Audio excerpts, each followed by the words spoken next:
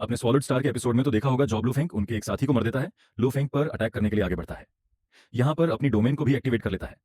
लेकिन लो फैंग भी अपनी डोमेन को एक्टिवेट कर लेता है और इसकी डोमेन को पूरी तरीके से डिवाइड कर जाता है। जी इस वजह से अब यहाँ पर वो वेस्ट पूरी तरीके से लो फैंग डोमेन में फंस चुका था।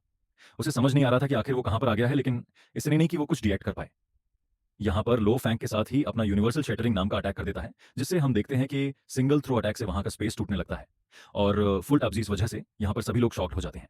तभी हम देखते हैं कि लो फंक सोचने लगता है कि अगर मेरी कैलकुलेशन ठीक है तो मैं बिल्कुल सही जा रहा हूं।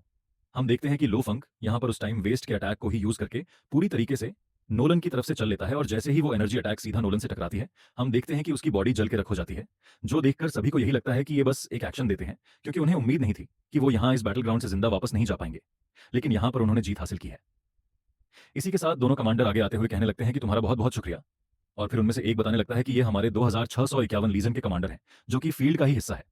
इसी के साथ हम देखते हैं कि लो फैंग वहां से वापस से अपनी स्पेशल आता है और फिर वो यहाँ पर लो फैंग ये सारे प्लानिंग करता है कि तभी वो पता नहीं लग रहा है कि अगर मुझे इनमें से किसी एक को हराना है तो सबसे पहले मुझे इन्हें रॉक करना होगा। जैसे ये वीक हो जाएंगे और शायद तब मुझे हराने का कोई चांस मिल पाए।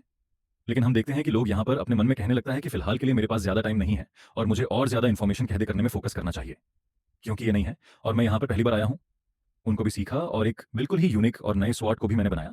साथ ही वो यहाँ पर बताता है कि उसने बहुत से बड़े-बड़े अटैक्स को भी क्रिएट किया है और अब मुझे लगता है कि मैं पूरी तरीके से तैयार नहीं हूँ। इसी के साथ लोग जो अपनी आंखें खोलता है और कहने लगता है कि अब वो काम यहाँ है कि हम यहाँ से अलविदा कहें। और फिर इसी कमांड के साथ हम देखते हैं कि न्यूफन का जो स्पेसक्राफ्ट होता है वो और आगे बढ़ जाता है। वहीं दूसरी तरफ वो अतुका और बागता को देखते हैं, जहाँ पर ये दोनों खेलते हैं कि तुम्हें यहाँ पर बागता को नोटिफिकेशन मिलने लगती है कि यहाँ से बस 900 किलोमीटर दूरी उनका एक पावरफुल ओपोनेंट मौजूद है। इसी के साथ हम यहाँ पे लूपेंगे उस ओपोनेंट को भी देख रहे हैं, जो कि यहाँ शुरू कर देती है और एक-एक चीज़ यहाँ पर बताना शुरू कर देती है। शादी वो बताने लगती है कि इनकी बॉडी बहुत ही ज़्यादा डिफेंसिव वे में काम करती है। इसी दौरान वो बता लगती है कि ये लोग के सबसे बेस्ट है थे। एक सबॉर्डिनेट ग्रुप्स में से एक है, जिसको हमारा बताने लगती है कि इनके लिए जो हमारा ह्यूमन ड्राइव है, वो बहुत ही ज़्यादा खतरे में है और इसमें जल्द से जल्द इनका यहाँ पर मारा जाना ज़रूरी है। यहाँ पर लोग अपनी पावर को एक्टिवेट करते हुए कहने लगता है कि आज तुम सभी लोग यहाँ पर मारे जाओगे, क्योंकि तुम्हें तुम्हारे करों की सज़ा मिलनी चाहिए।